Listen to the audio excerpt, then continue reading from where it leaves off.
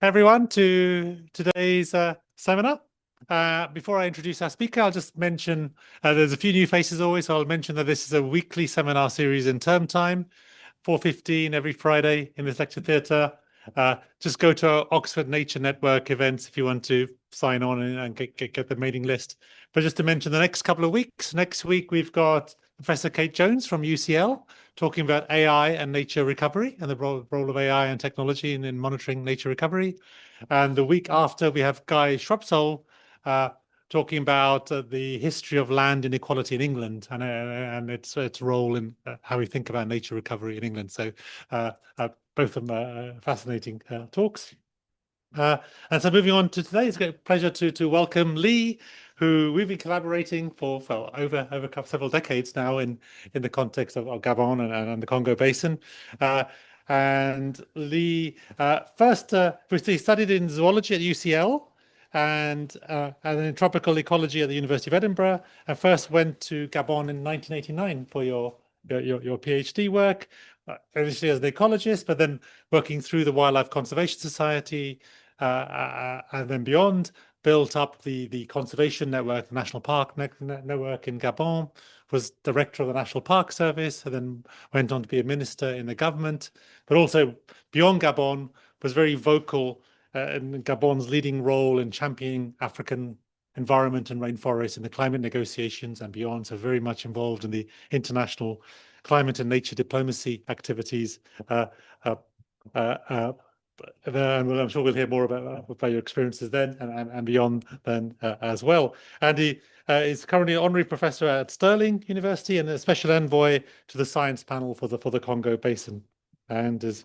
authored a range of papers and books on his work. So great to have you here, Lee. Over to you. Thanks, Linda. It's nice to be here. I gave a talk, the Christmas lecture in Falmouth to the university that's being ranked second on earth, I think, in terms of ecology teaching. And so now I'm in the university that was ranked first. I'm not sure who was third. I think I have to go to America to get the third one. I am going to basically tell you a story, and I will integrate science into it because we're in a university and you guys all do science, and I will maybe integrate a bit of the politics. And when I left Gabon a couple of years ago, I sat down and I'd in a way was a victim of a military coup. I lost my job because a military dictator fired me, and I needed some therapy. So I sat down and wrote a book. And writing the book, I thought a lot about how did I end up spending kind of 50 years of my life, 45 years of my life as a rainforest ecologist, conservationist, and so on. And many of my thoughts went back to my upbringing in Uganda. And this picture is, this is a young Lee, slightly blonder version of Lee. That's probably taken in 1970. That is Cedric next to me, who is an orphan chimpanzee whose family were killed by poachers, who was inherited by my parents. And my mother used to walk around with Cedric on one hip in his nappy and my sister Alison on the other hip in her nappy. And occasionally when people used to deliver milk in churns to the door, occasionally the milkman would suddenly realize one of these babies was hairy and black and a bit strange. But so I'm going to tell you the story about the chimpanzee's brother. And something I think a lot about is who is going to speak up for nature in all of these global negotiations that go on, where most of the negotiators are lawyers or diplomats. Just occasionally you get scientists in there, biologists, but nobody's really speaking for nature. And my strange life led me from being the chimpanzee's brother in Uganda, having been born in Manchester, to speaking for 1.3 billion Africans at the Glasgow Climate COP, where Gabon was chairing the African negotiators. And I happened to be called Lee White. So a little bit like Johnny Cash's boy named Sue, I've had to live with this name as, you know, over my 45 years working in Africa. Now, I went to Gabon. I'd worked in Sierra Leone, I'd worked in Nigeria, but Gabon was really my first science project. I'd worked on conservation projects in Nigeria. I'd done a little bit of forest ecology. I convinced myself I wanted to do a PhD, and I was going to do a PhD on how forestry impacts wildlife. And I chose to do it in Lopé in Gabon, which was a wildlife reserve where animals were protected, but the habitat wasn't. So they were doing logging, but there was actually almost no hunting. So I could separate out the issue of the physical impact of logging on vegetation from the fact that in many places where people do logging, the hunters use the roads and shoot all the wildlife. So you can't really distinguish those things. And I sat down in a little office in Edinburgh in around October 1988, I guess, and designed this study where I would have 5 different study areas logged at different times in the past, and I would compare the vegetation in those studying areas that were recovering from logging or about to be logged, and I would look at the animal densities across those different sites, and rather simplistically, I would then try and elucidate which of the differences I could attribute to logging. And I walked into this ecosystem, this very complex, diverse tropical rainforest ecosystem with no botanical training whatsoever, but with a study design that required that I get to know the plants as well as the animals. And as I walked in there, it was sort of, you know, 1,000 shades of green, but I couldn't actually tell the difference between any of these plants. I went to a place called the Station d'études des gorilles de chimpanzés, the chimpanzee and gorilla and chimpanzee research station, set up in 1983 by Caroline Chutin, a British primatologist. She studied with Jane Goodall in Gombe. She did her PhD in Gombe with Jane Goodall. And the chimpanzee that she most resembled was called Myth. So Caroline Chutin, we fondly call her Myth. It's been her nickname since her Gombe days. She did a national survey of Gabon in the late 70s, early 80s, and surprised the world by estimating there were 35,000 gorillas and 64,000 chimps in Gabon, at a time when scientists thought there were only 5,000 of each on the whole of the African continent. And suddenly Gabon became this interesting place. As she set up her study, a massive civil engineering project built a railway right across the center of Gabon from the northwest to the southeast. And that was about to result in an explosion of forestry. And so I was, when I wrote to her, when you're trying to set yourself up to do a PhD, you write to all these eminent scientists. She was the only one who replied to me of the 30 or so letters I sent out. And she replied because of what is on the screen there was about to happen to the whole of central Gabon that had previously been inaccessible to forestry. So we're in the Congo Basin. We're in the Lopé Reserve, which is right in the geographical center of Gabon. On that map of Gabon, it's a radar image. The blue is savanna and the green is forest. So 88% covered by rainforest to this day. And Lopé Reserve, as it was, national park, now World Heritage Site, is a mix of, it's probably 85% forest, 15% savanna, with a backbone of hills going up to just over 900 meters. And as I said, I was transported into this system.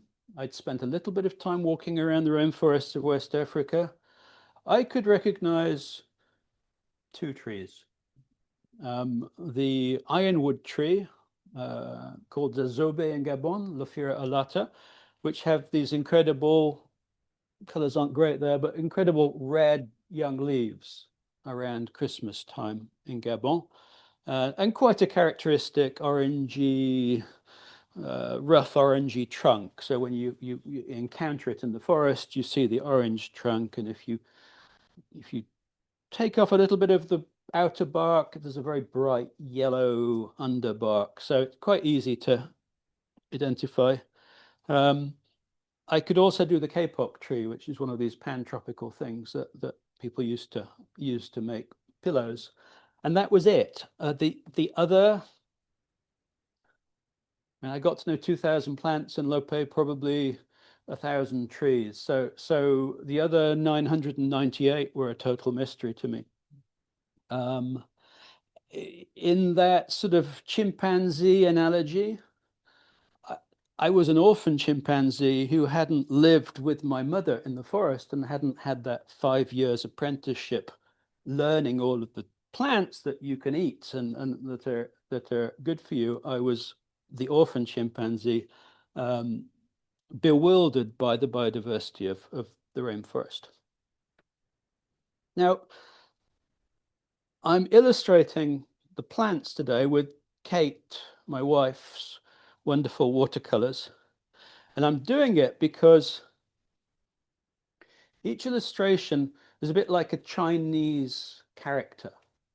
It tells us what the species is, but behind that, there's a whole learning about the ecology of the species and what its role is in the forest and who eats its fruits or its leaves and so on. And it kind of represents a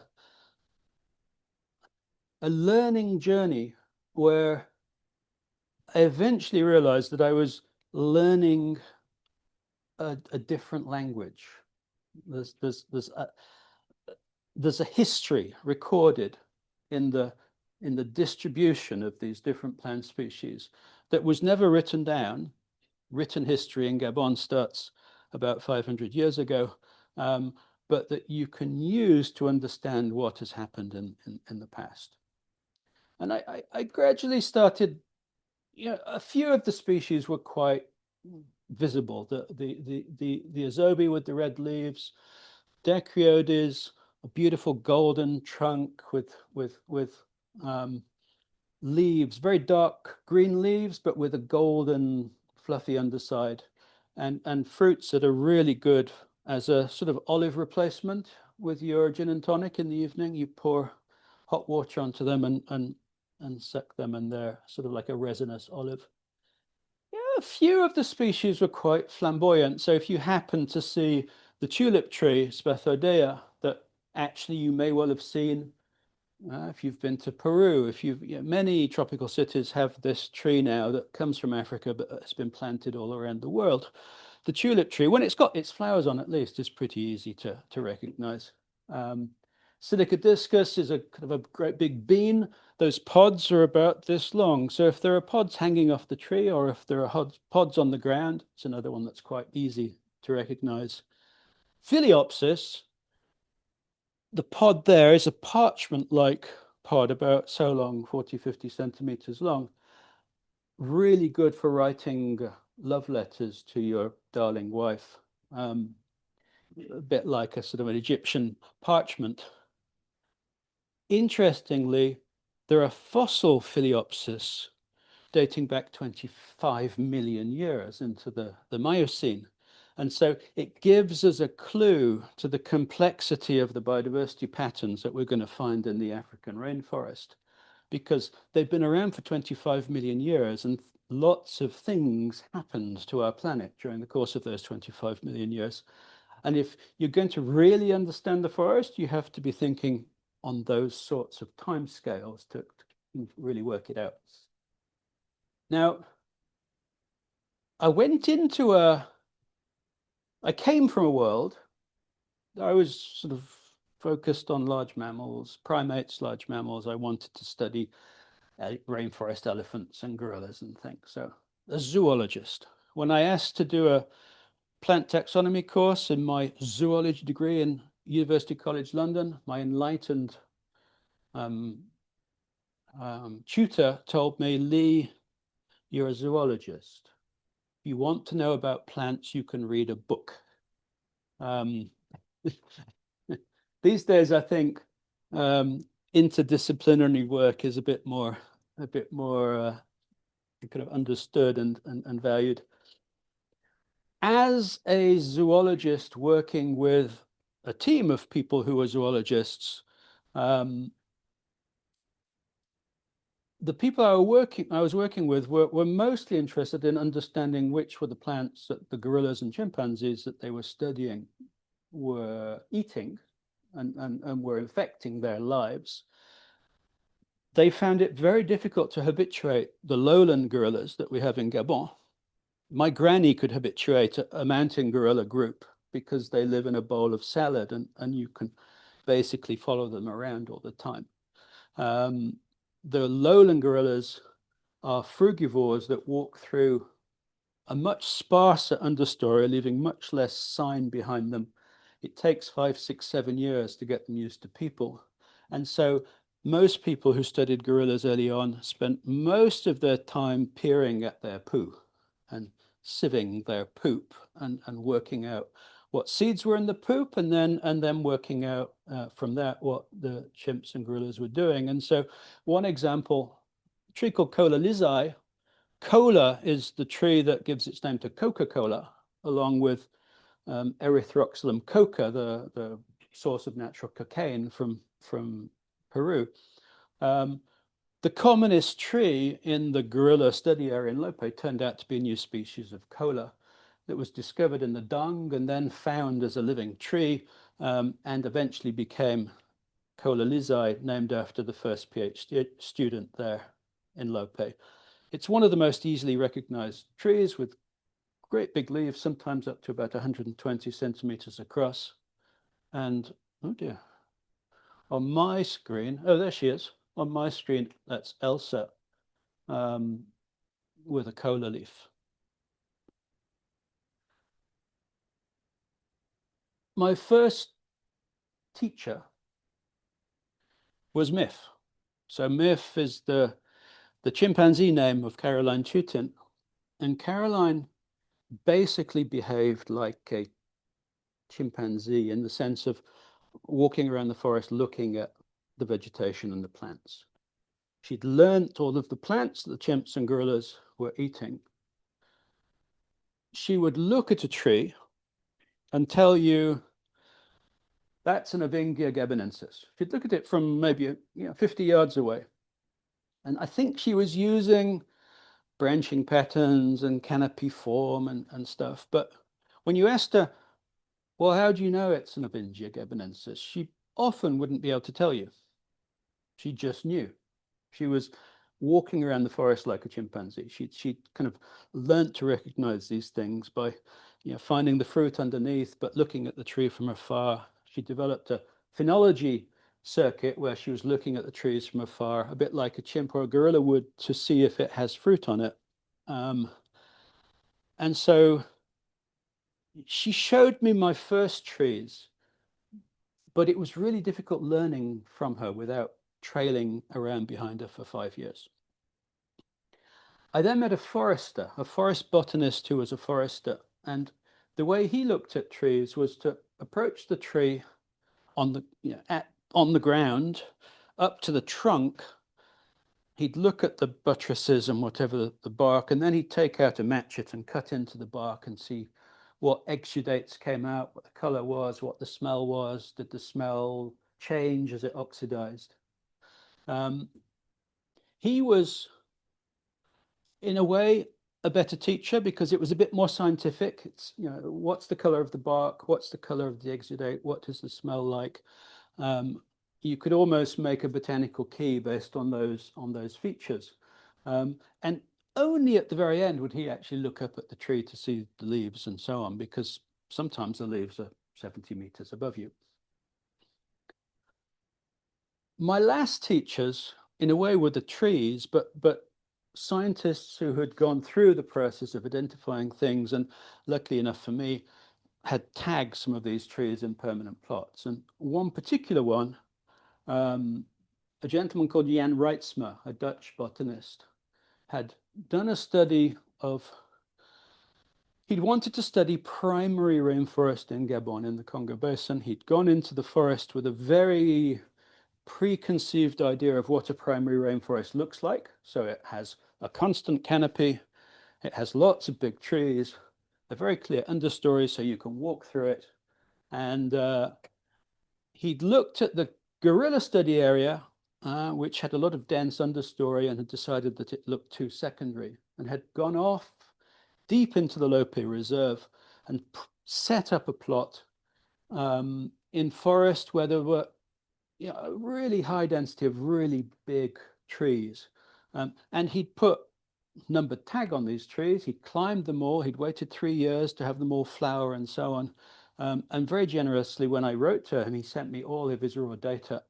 And I was able to go and look at the data sheet, the tag, and then start working out the characters of the plants.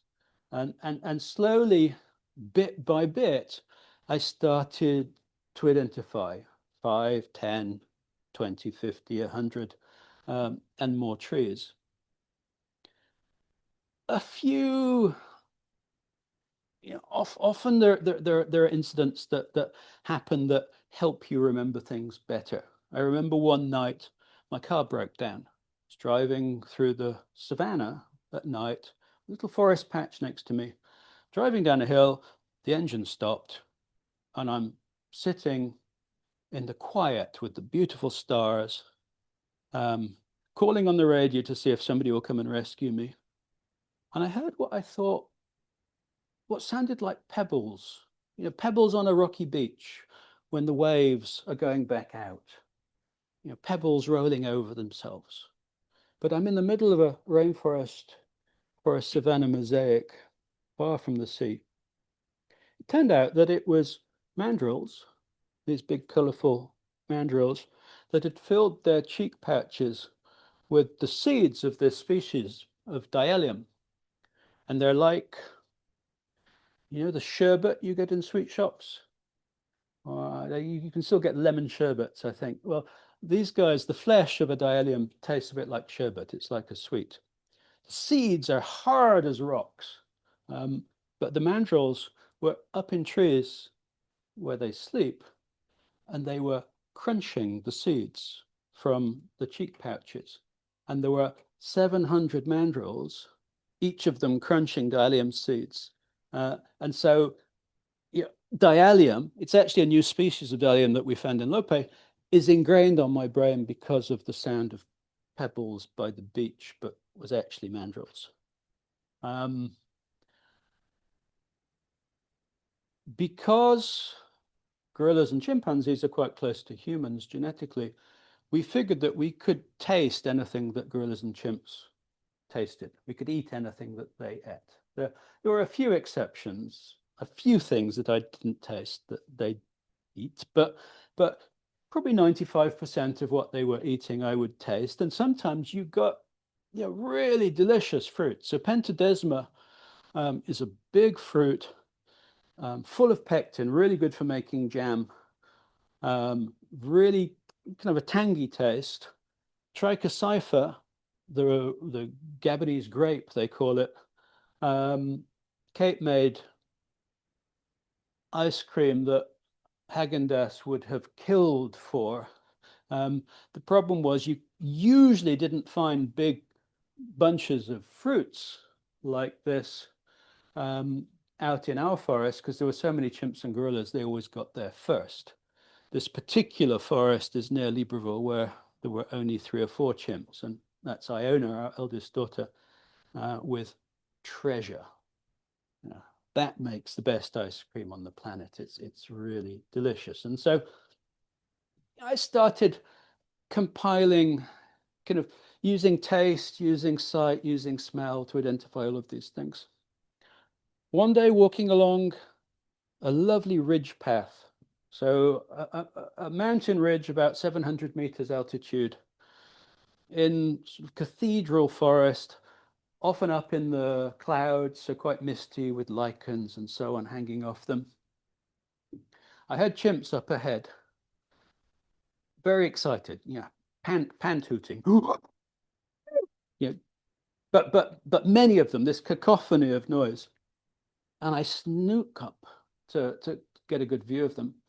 Now, usually when chimps see you on the ground, they come straight down like a fireman and disappear.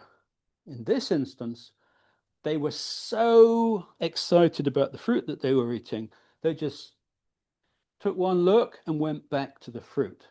So I knew it was something good. I waited until they'd come down. I got to watch them for about half an hour. Eventually they came down and I got to taste one of these fruits. Something like a cross between a plum and a lychee. Really one of the best fruits.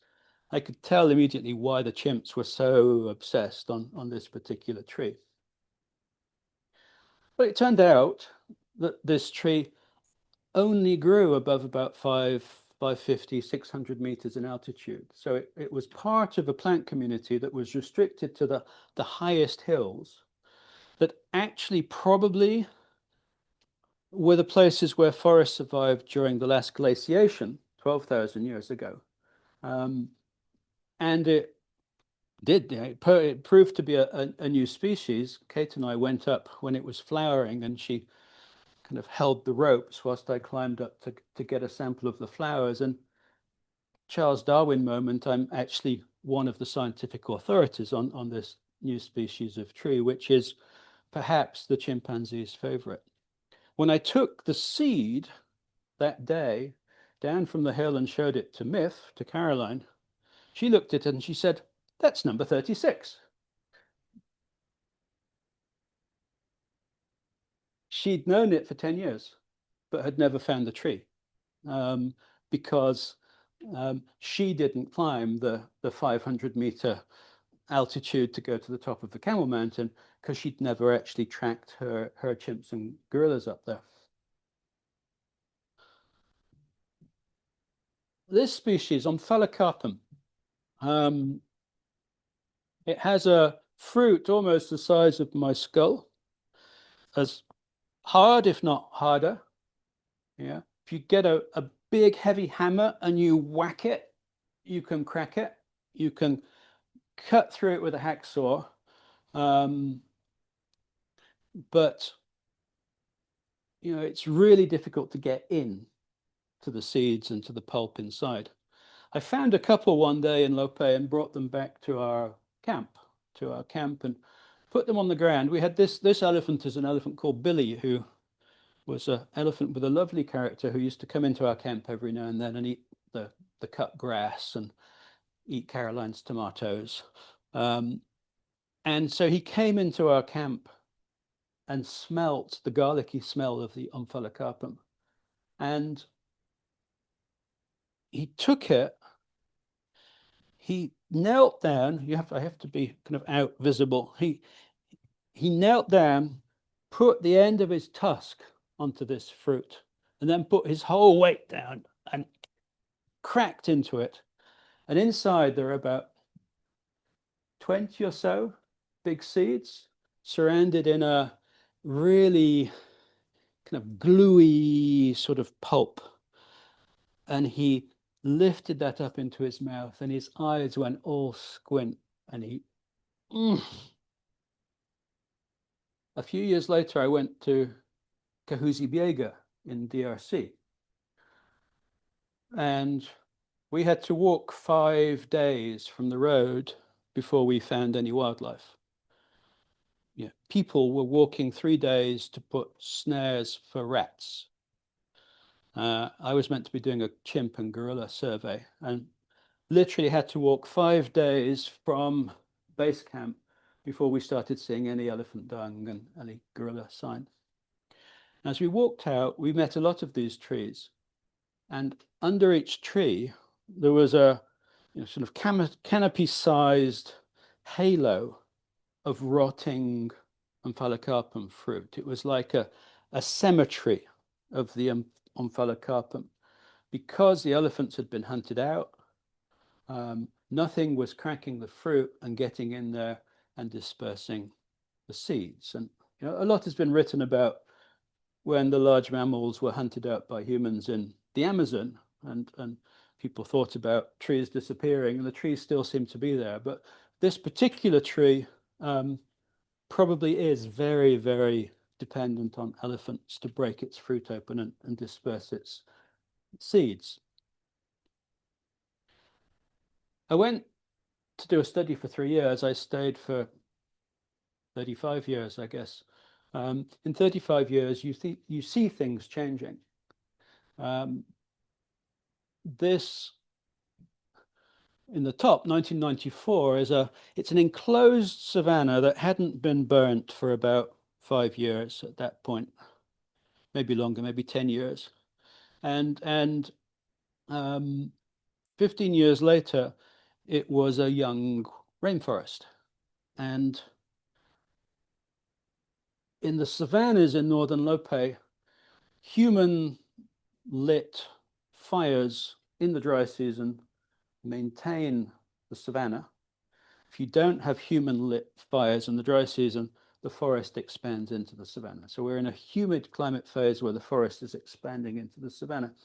And two of the species that were most common in those colonized areas, so two of the rainforest species that colonize the savanna in Lope and can actually establish in bright sunshine, are the akume tree, Akume kleiniana, which is the principal forestry tree. It was the tree that took me to Gabon because it's the tree that makes the best marine plywood on the planet. So all of those luxury yachts that are being confiscated around the world right now, they're all built inside with the marine plywood from Gabonese akume trees.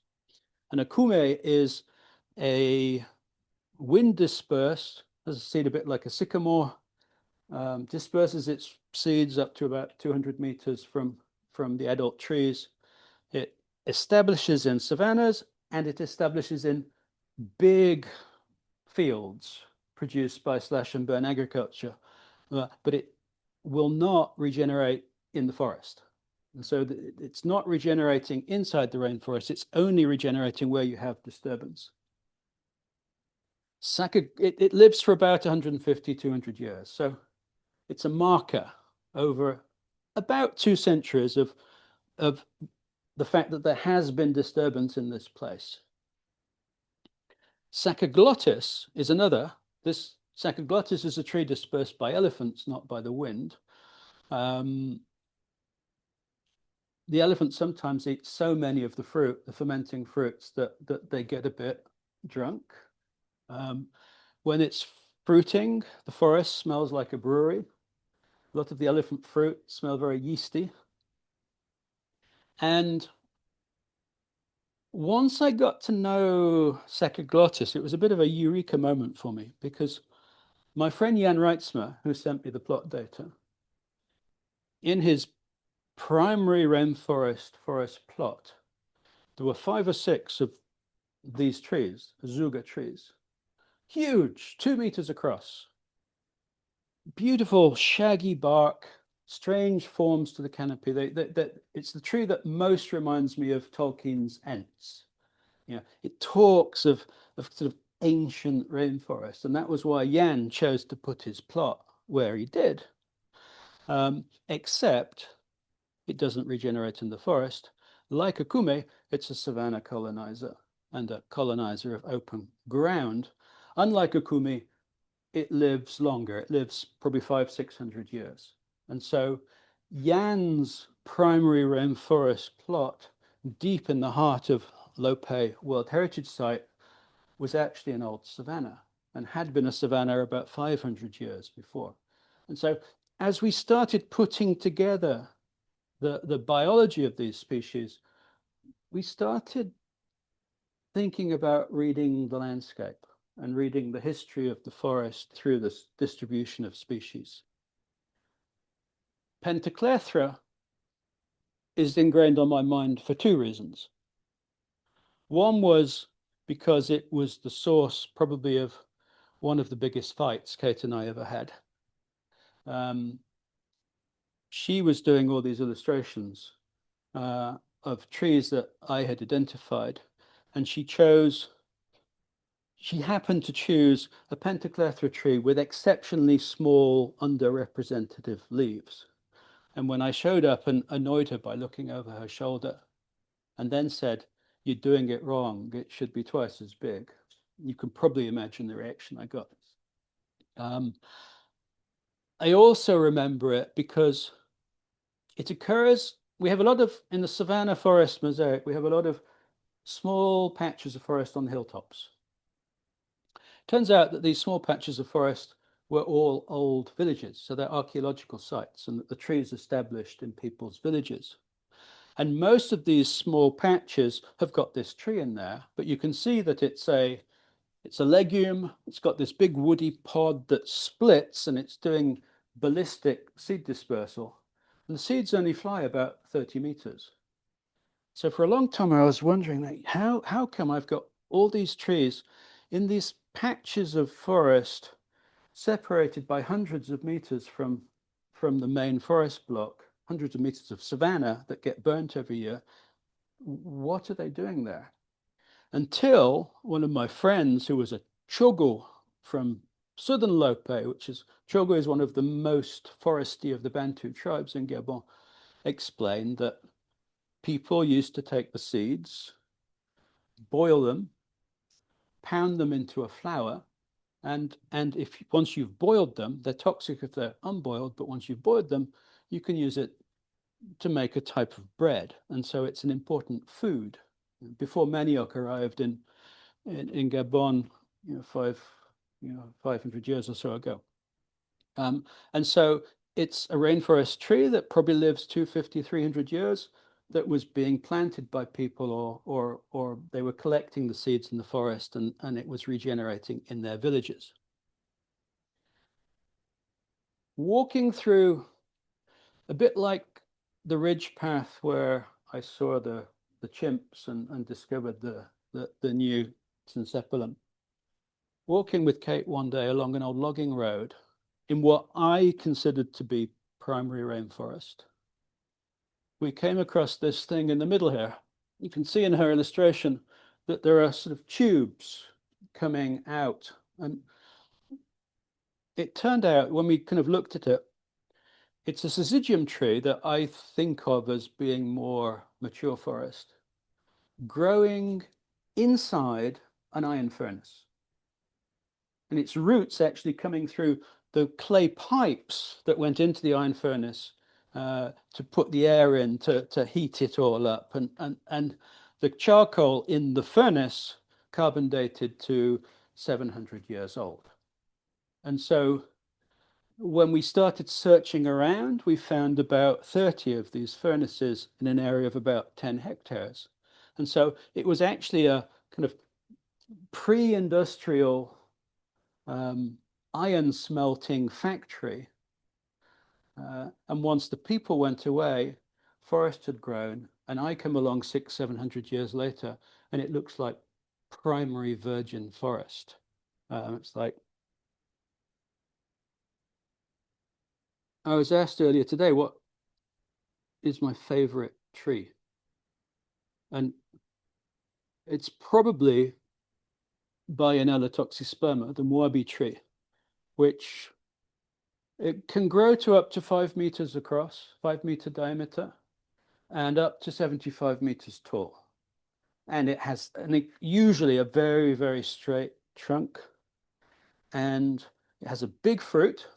When the fruit falls from 70 meters and hits the floor, elephants can sense that through their feet at a distance of 10 kilometers.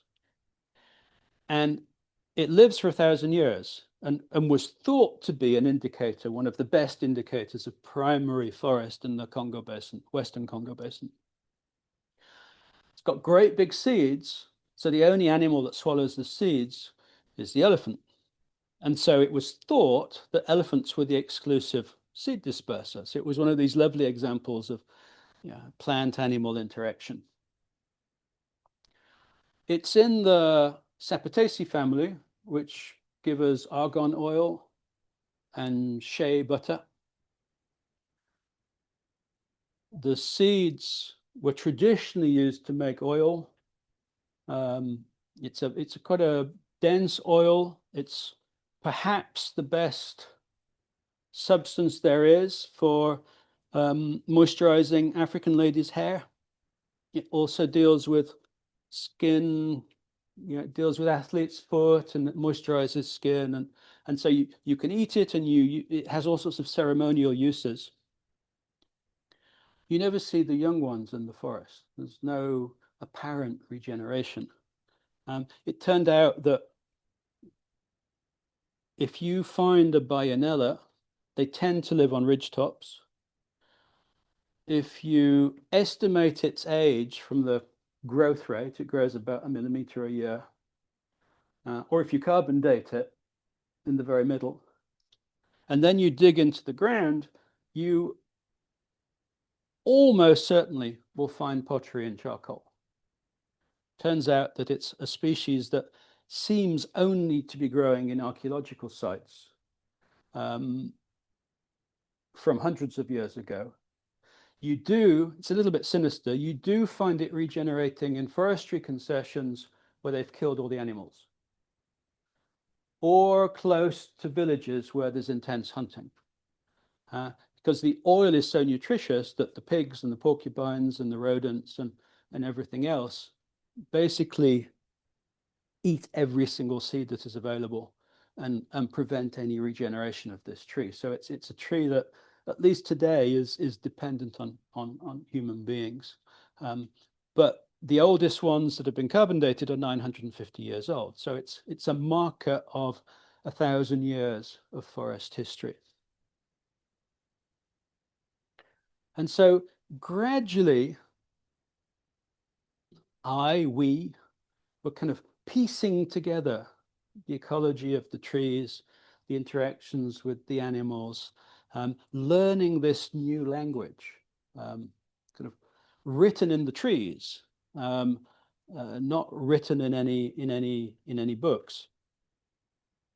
We gradually kind of transposed that language into science, documenting the way savannas are colonized by forest species and gradually over hundreds of years evolve into more mature forest, documenting how probably 2,500 years ago, there was a period of very intense, a dry period, but with very intense rainfall. You get a lot of stone lines dating back to 2,500 years in the Congo Basin. And a lot of the land was denuded. And you get a succession as vegetation establishes on the rocks. You get a succession as the depth of the soil increases. And we were able to start mapping many of the diosporous species, the ebonies, almost all of which have got delicious fruit. There's one that tastes like a pear drop. There's one that tastes like that big brown one. It's covered in irritant hairs, but if you scrape them off and go into it, it's like a peach melba. These species are very common around rocky areas and in areas with very shallow soils. But then there are other species, like there's a whole group of begonias.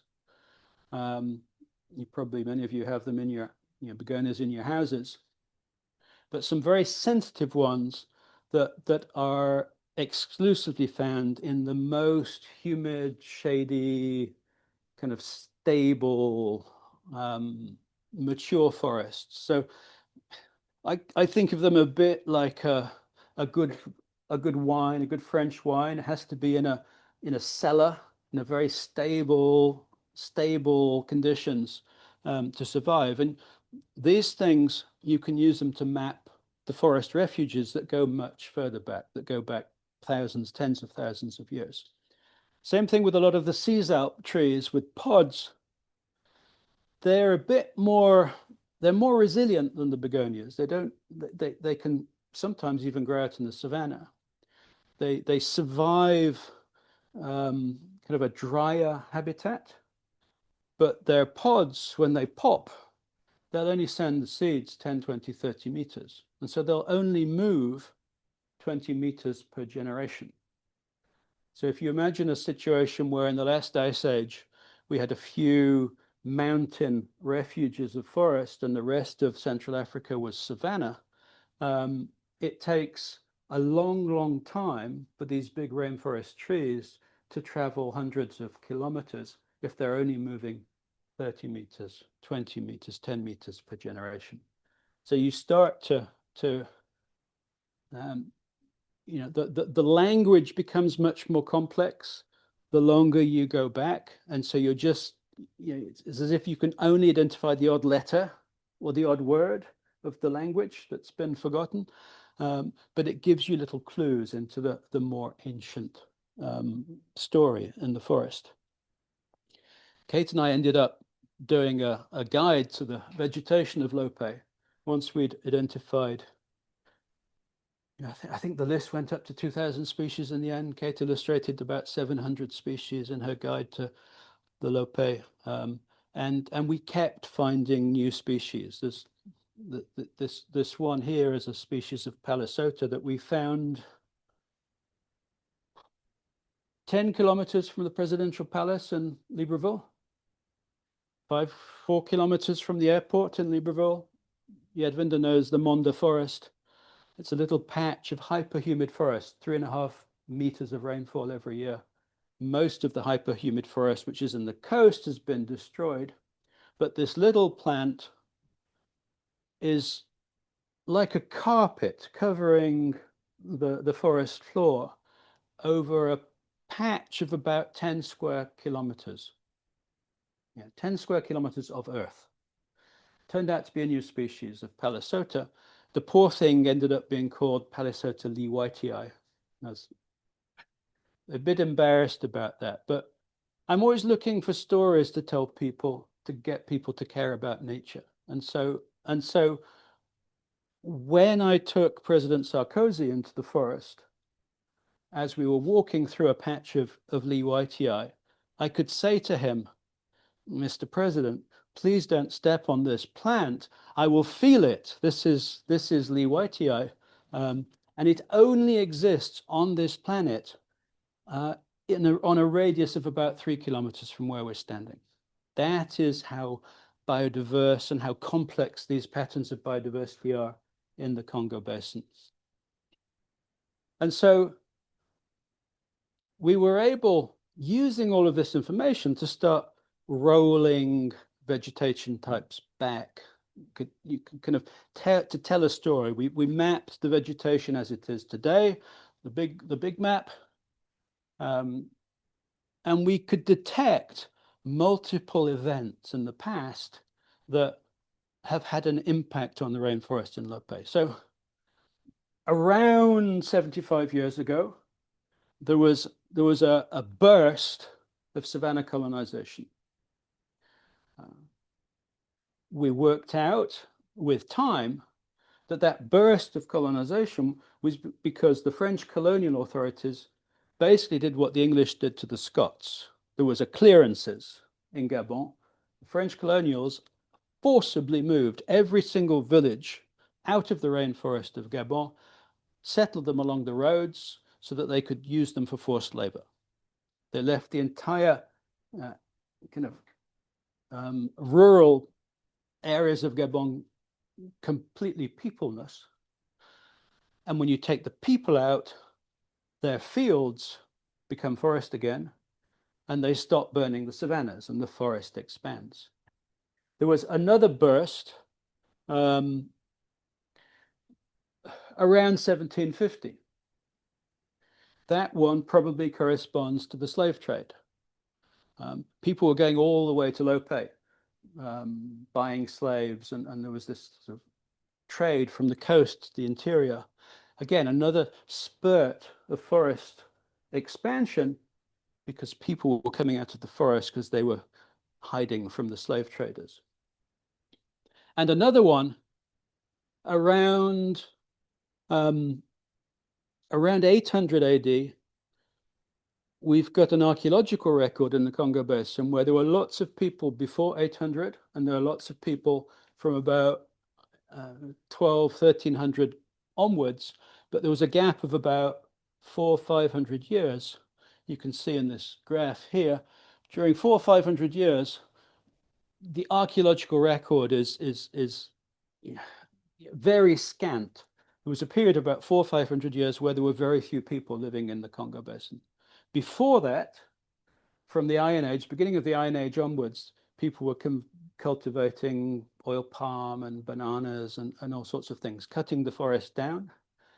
They then disappeared for a period of about 400 or 500 years, and the forest grew back. And the important timber species that you get in northern Congo today, the mahoganies, the Entandrophragmas, all date back to this period when people disappeared and the forest recolonized people's farms.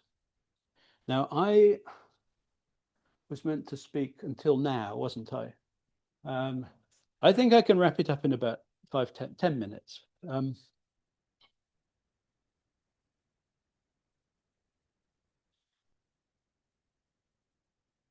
We went through a similar process with some of the wildlife as well as the plants.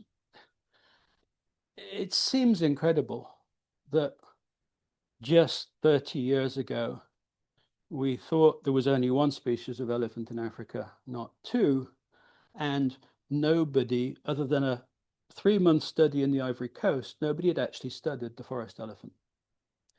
I was going into the forest to try and look at how densities differed across different logging regimes, but I needed to understand the ecology of the species to be able to interpret any differences that I found.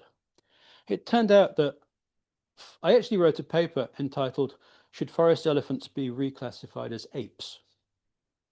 Spoof paper. I just wanted to go to the primate conference in Strasbourg.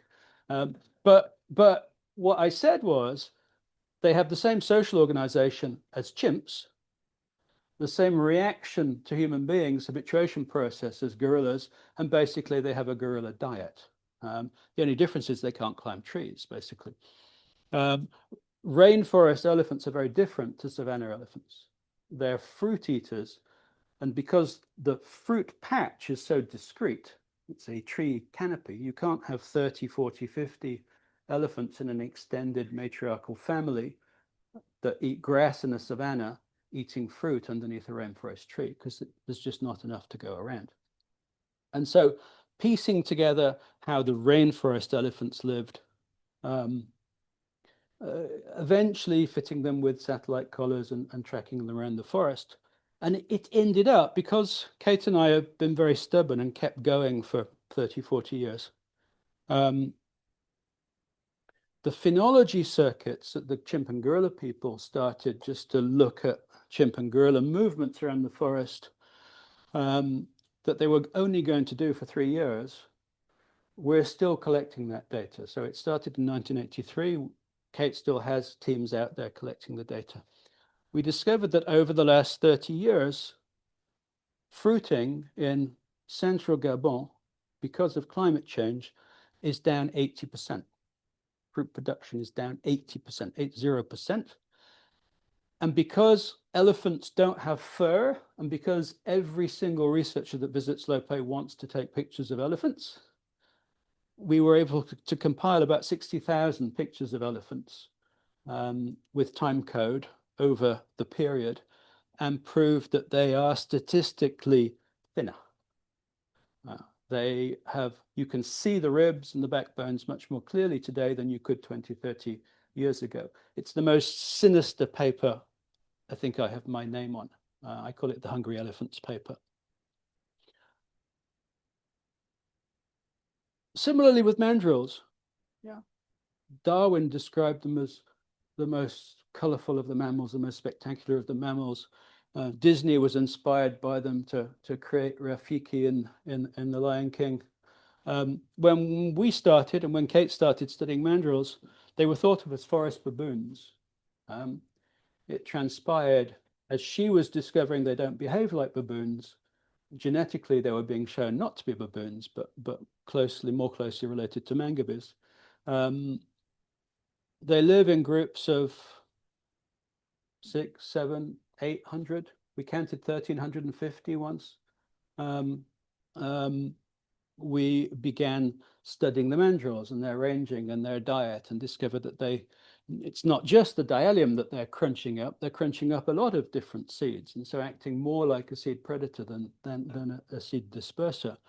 And when 1,000 mandrills come through your patch of forest, there's not that much left once they've moved on. That's one of our young field assistants. We didn't have a very big budget, so we we had to make use of everybody that we could. Studying the mandrills led us to studying the top predator.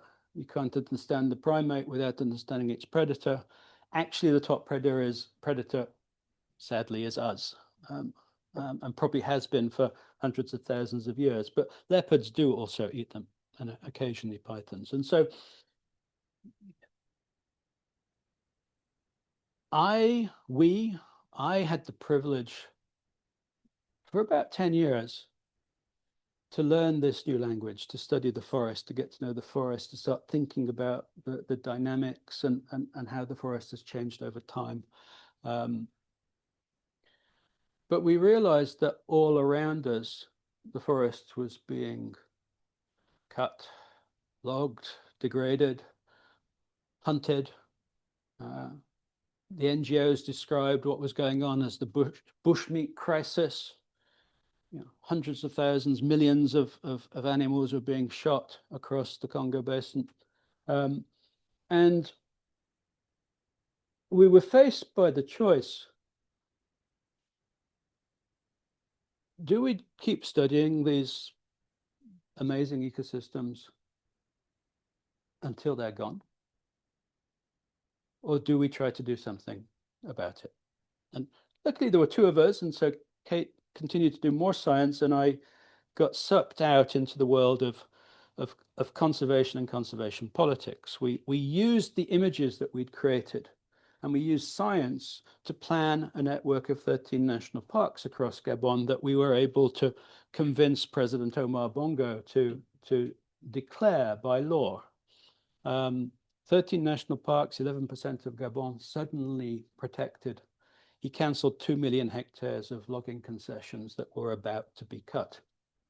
I ended up being named by Ali Bongo as head of national parks. I've grown my hair now. I realized after 15 years, 10 years in a paramilitary organization, and then 4 years as a government minister, where if your hair gets longer than about 2 millimeters, they think you're a hippie and they don't listen to you.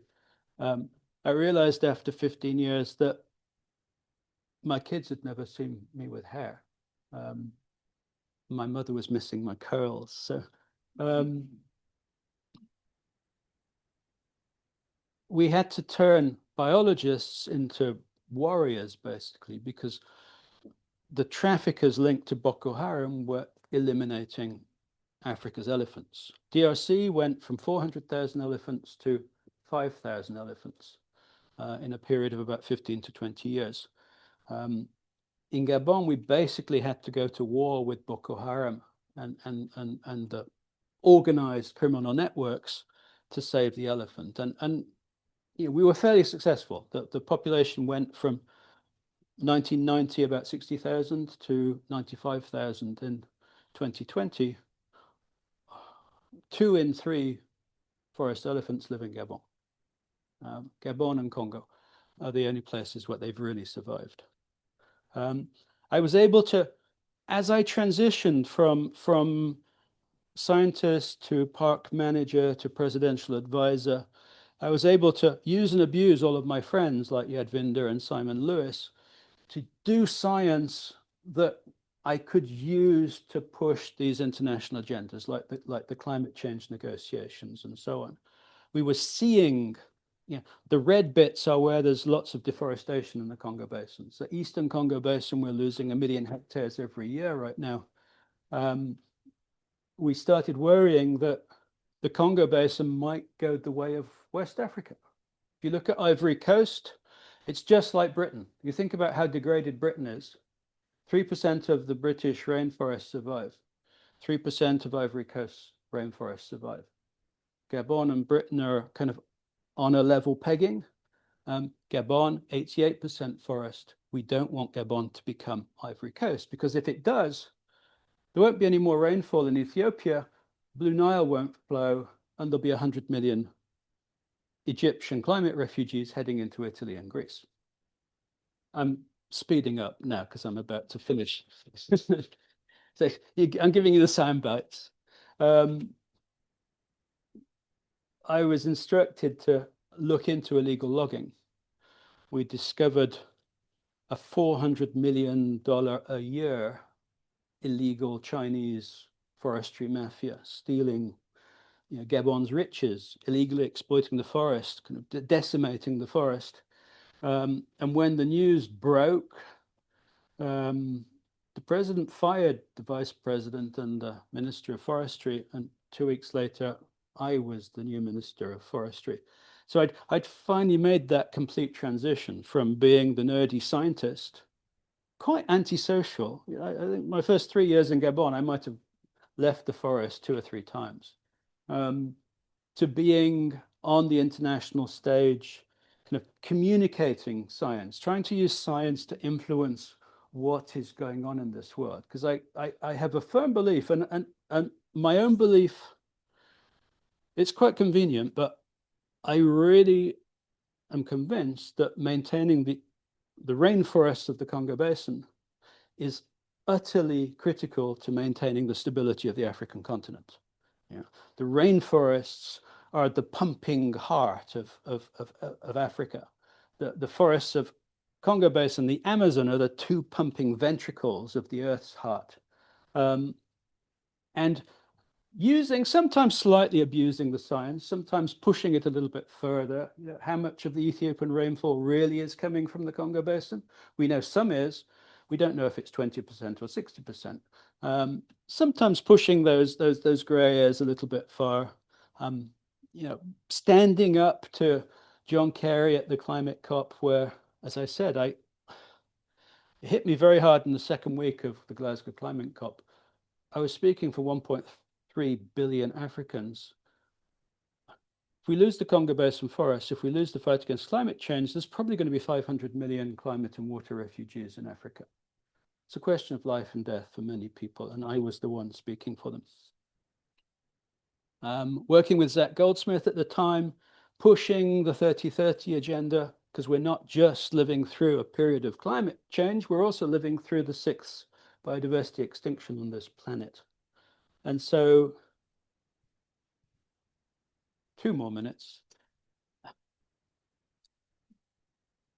In some respects, I became the chimpanzee in the room. I became the human speaking up for nature. And I think a lot of people in this room would see themselves in a similar light. We understand the importance of biodiversity. We're interested in how we restore the degraded systems of this world. Why are we interested in that? Because we think that the Earth would be a better, more stable place, more livable place, if we can achieve that. And to achieve that, we have to convince people, we have to talk to people, we have to tell our stories in a convincing manner, so that the politicians of this world that mostly have a little 1 or 2 year horizon in front of them will actually take some bold, longer term decisions. You see China doing it. You see, I think many of the Congo Basin countries are being much bolder on preservation of ecosystem services than nations in the West. Perhaps partly because they often have a slightly longer political horizon in those countries. But if we're going to govern the Earth on the basis of what's going to happen in the next 18 months, we're going to make some very, very, very bad decisions.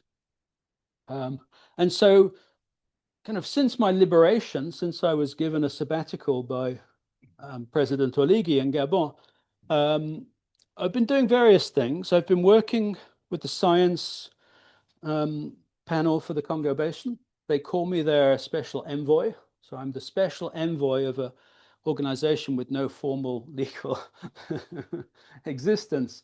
But it was the scientists of the Congo Basin. And the thing that shocked me the most about the Congo Basin Science Panel was that when we did the inventory of how many publishing scientists are there from the Congo Basin countries, we found 110. There are 6,000 publishing scientists in the Amazon. There are 110 of all the kind of 16 Congo Basin countries.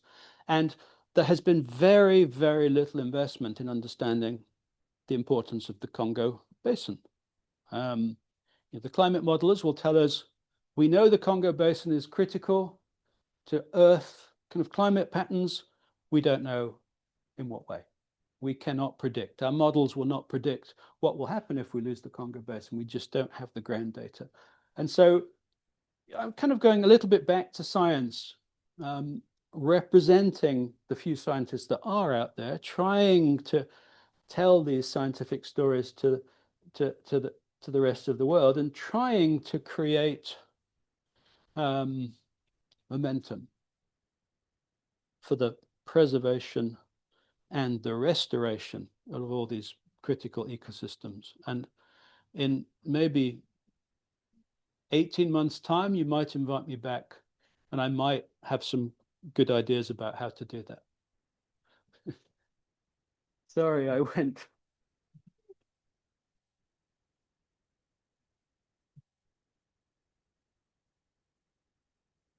Thank you, Lee. I thought we'd indulge your politician instincts to go a little bit over time. Give a politician the floor. But okay, but it was important to. I was once banned by Amy Vedder from WCS for going to any of her policy retreats because I never said anything.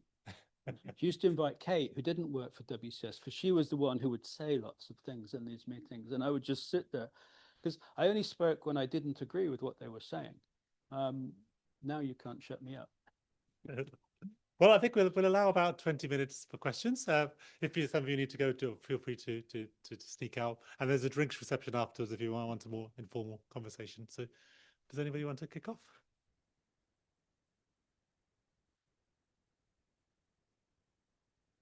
Very good. Dan? Yes, you've done. Put it online. Yeah, thank you very much for your talk. You've done both science and politics. What does the Congo Basin need most now?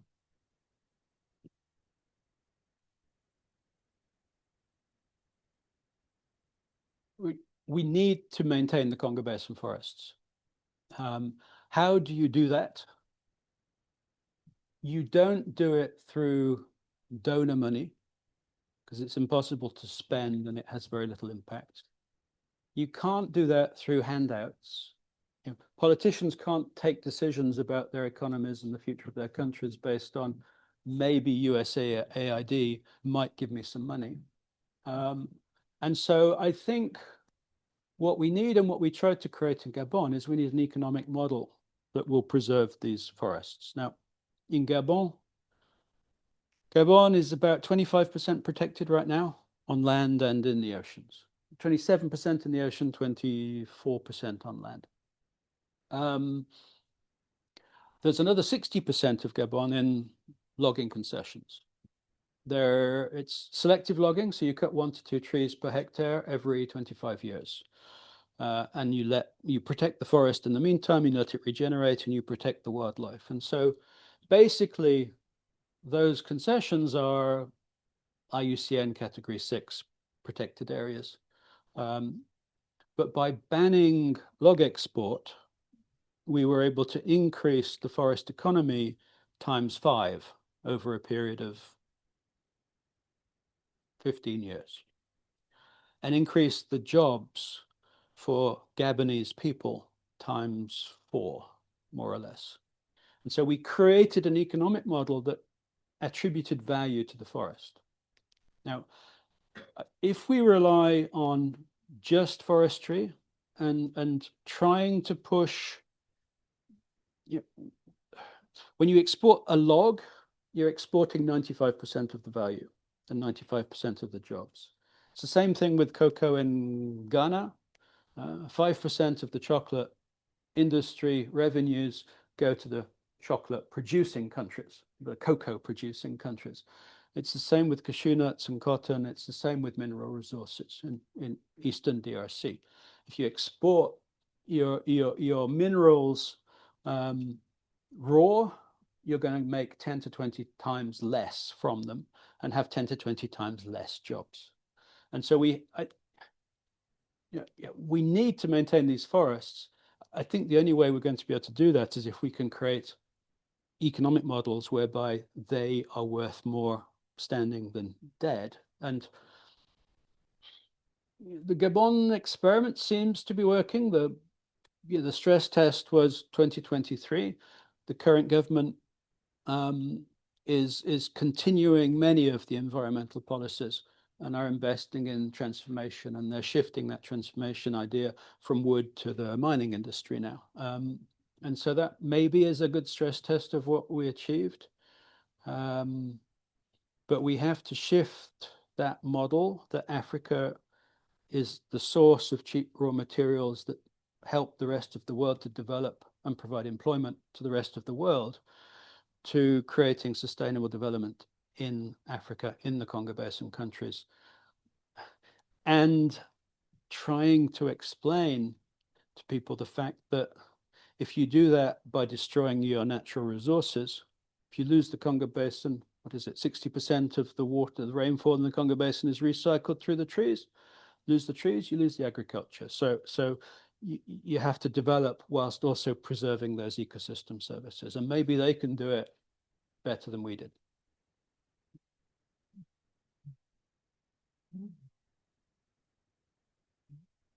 I'll take one here and up there. Hi, Hi. thank you for the presentation and the storytelling. I really enjoyed the little anecdotes along the way. I'm Lilita, and I'm in the Biodiversity Conservation and Nature Recovery class, masters. And I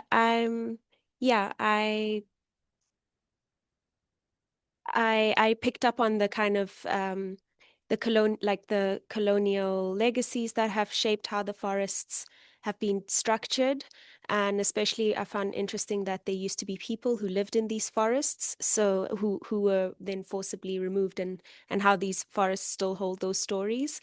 So I'm wondering, I kind of have two questions that are combined. And the first is, as a white man from the UK, how do you position yourself as someone who's coming from one of the former colonizing countries into Africa and presenting solutions for forest management? How do you position yourself within that kind of reality? And then the second one is have there been any efforts to bring back the communities who were forcibly removed from the forest, and are there still people who are living off the forest, and perhaps how are they preserving the forests, and what could one learn from their knowledge? Thank you. I'll start with the second one, which Gabon is about 87% urban today, and the rural people are fleeing rural areas and moving to the cities.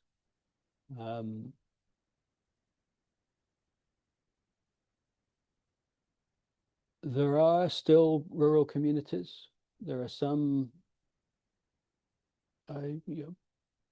what we used to call pygmy communities. It's kind of the easiest way to describe them. There are 9 different tribes of forest people, if you prefer. Anthropologists want to call them hunter-gatherers these days, but I can't quite bring myself to do that. There are Bantu tribes that know the forest fairly well.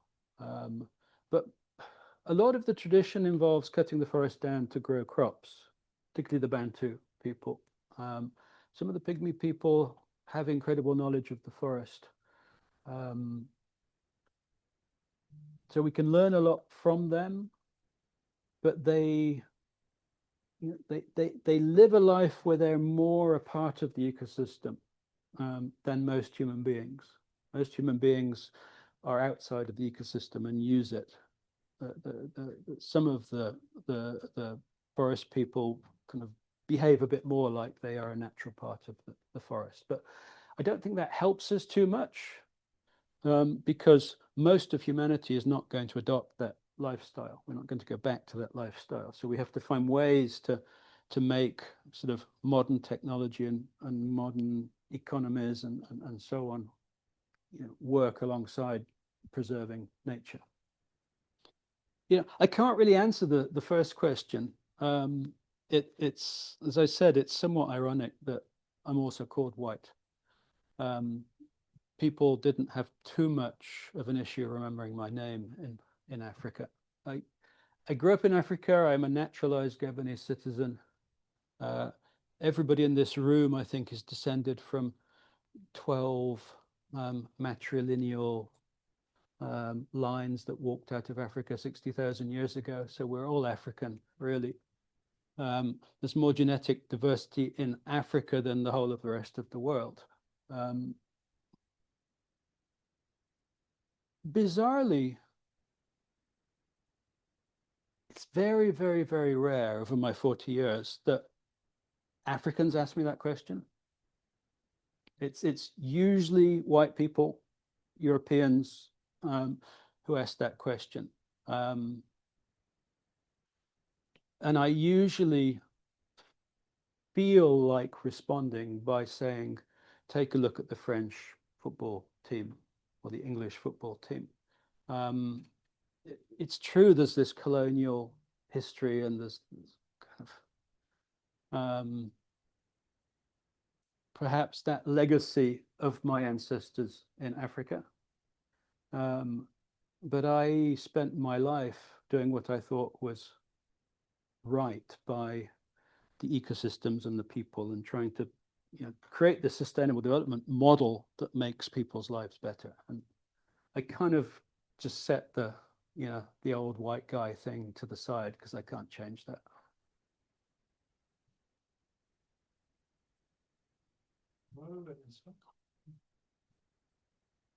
Excellent, thank you. I'm struck not only in this talk, but a few other ones that we've had throughout this series that sometimes you can't go for one field season or study in one place for 1 year. You do have to stay there for decades and decades to see that complexity or to be able to identify differences over time. Can you speak a little bit more to this sort of the necessity of being immersed in the field for a longer period of time to really get to know it as you have or as MIF has? No, I decided to basically spend my whole career in Gabon. I fell in love with Gabon's forests, but I felt that that's how I could be most effective.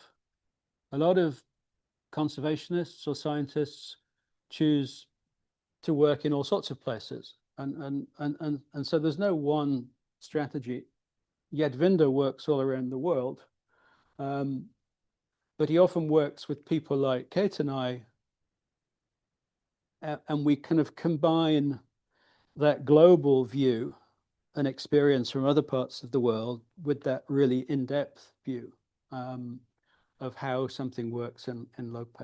And often you need that detailed view to interpret the data that comes from these, you know, these wider studies, and you definitely need that, your feet grounded on, you know, in the soil if you're going to apply all of these global models that we have now. And you know, often we kind of look at the modeling papers and we kind of think that doesn't work. So I think you need both.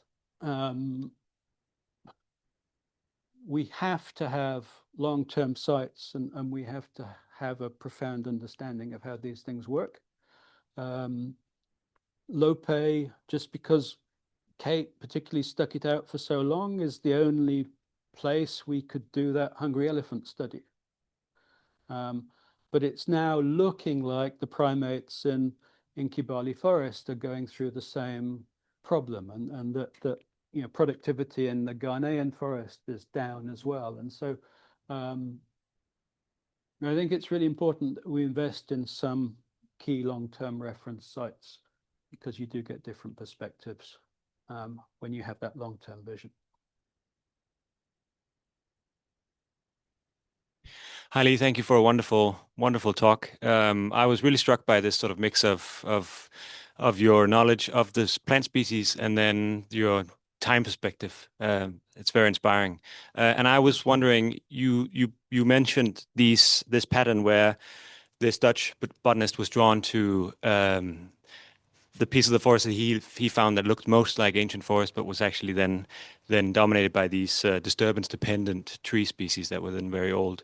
And then linking that to what you know about elephants, I wondered, you didn't mention necessarily ivory trade, but I wondered what do we know anything about sort of good baseline numbers for abundances of elephants in Gabon, even not just 500 years ago, but maybe even before that? Because I know now in Southern Africa, there seems to be sort of an elephant problem in Botswana and South Africa, where it seems African ecologists think there's starting to be too many elephants, and they're ruining the pretty trees. And can we just start shooting them now because it's too much? I wonder in a place like that where it seems like sort of savanna versus rainforest, it seems like a dynamic, even though obviously changing through centuries. I wonder what you think about sort of what Gabon might have looked like before intense human hunting of elephants maybe 1,000 years ago. We know that during the transatlantic trade, that they basically emptied the sedimentary basin of Gabon of elephants, and they had to go 5, 6, 10 days inland to find elephants.